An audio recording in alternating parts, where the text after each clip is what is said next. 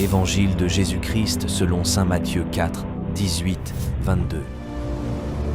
En ce temps-là, comme Jésus marchait le long de la mer de Galilée, il vit deux frères, Simon, appelé Pierre, et son frère André, qui jetaient à leur filet dans la mer, car c'étaient âmes des pêcheurs. Jésus leur dit : « Venez à ma suite, et je vous ferai pêcheurs d'hommes. »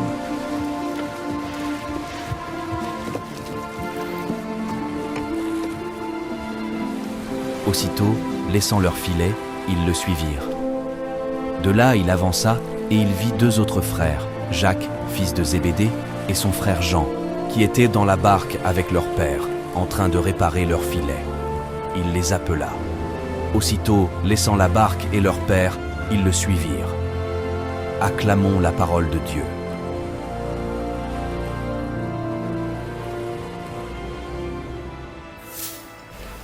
Jésus va à la rencontre. Il s'immerge dans notre humanité. Dans sa marche, le long de la mer de Galilée, il voit des pêcheurs. Il les appelle. Il y a là une volonté de Jésus de prendre l'initiative et d'appeler des hommes là où ils sont. Pour Simon-Pierre, André, Jacques et Jean, c'est à leur travail. Ces pêcheurs du lac de Tibériade se laissent déranger et répondent présents. Sur la parole de Jésus, ils acceptent un changement de vie.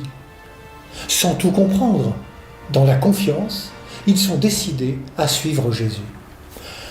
Comme l'écrivait le dominicain Guillaume Marquet, la parole doit se porter à plusieurs. La parole a besoin de plusieurs voix pour sonner juste. C'est pourquoi Jésus cherche des coéquipiers.